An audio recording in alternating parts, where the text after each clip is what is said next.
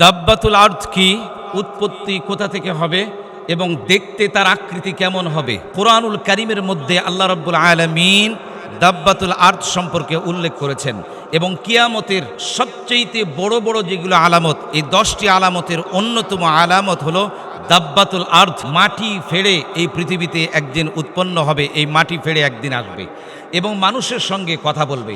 এই দাব্বাতুল আরদ কতটা ভয়ঙ্কর এবং তার আকৃতি কেমন হবে, তার কাজ কি হবে, জানলে আপনারা অত্যন্ত অবাক হবেন।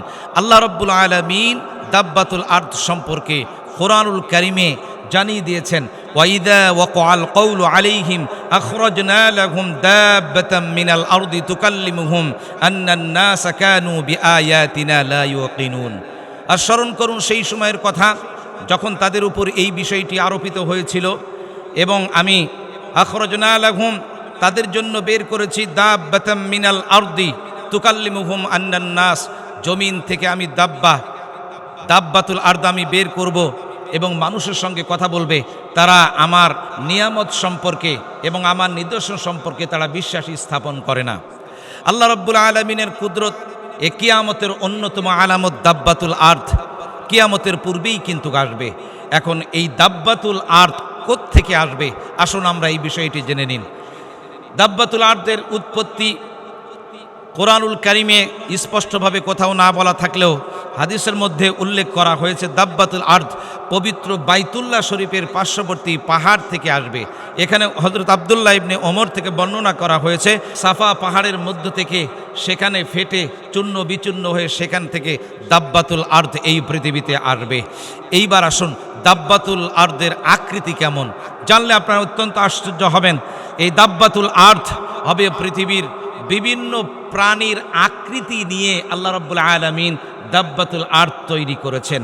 এটা থাকবে হলো কিছুটা উটের মতো, 4 পা বিশিষ্ট থাকবে এবং মাথা হবে ষাঁড়ের মতো, চোখ হবে শকুনের মতো, কান হবে হাতির মতো, আর নখ হবে উট পাখির মতো, বুক হবে সিংহের মতো, রং হবে নেকড়ের মতো, আর আপনার কপাল হবে ভেড়ার মতো এবং ঘন কালো পশম থাকবে এবং চেহারা হবে মানুষের মতো। একটু চিন্তা করে দেখেন তো তার আকৃতিটা কেমন হবে। পৃথিবীর অনেকগুলি প্রাণীর সমন্বয়ে এই দাব্বাতুল আরদ হবে, যেটা পৃথিবীর কিয়ামতের অন্যতম আলামতের মধ্যে এটা একটি। এবং এই দাব্বাতুল আরদ এই পৃথিবীতে আসতেছে আগামী দিন, আগামী সময়। এইবার আসুন, এই দাব্বাতুল আরদের হাতে থাকবে 2টি জিনিস। একটি থাকবে সুলাইমান আলাইহিসসালাতু ওয়াসসালামের আংটি এবং মূসা আলাইহিসসালাতু ওয়াসসালামের লাঠি। মূসা আলাইহিসসালাতু ওয়াসসালামের লাঠি দিয়ে ইমানদার ব্যক্তির কপালে দাগ দিয়ে দিবে এবং তার সঙ্গে সঙ্গে তার চেহারা অত্যন্ত শুভ্র সুন্দর হয়ে যাবে। আর আংটি দিয়ে কাফের ব্যক্তিকে দাগ করে দিবে, সঙ্গে সঙ্গে নাকে দাগ করে দিবে, সঙ্গে সঙ্গে তার চেহারা কালো কুৎসিত হয়ে যাবে। এইবার আসেন এ দাব্বাতুল আরদের এর কাজটা কি হবে? এর মূল কাজ হবে মানুষের সঙ্গে কথা বলা। মানুষ যখন বিশ্বাস করবে না আল্লাহর প্রতি, আল্লাহর নিদর্শনকে যখন মানুষ তার ইয়াকিনে যখন রাখবে না, তখন এই দাব্বাতুল আরদ সঠিক তথ্যটি মানুষের সামনে উপস্থাপন করবে।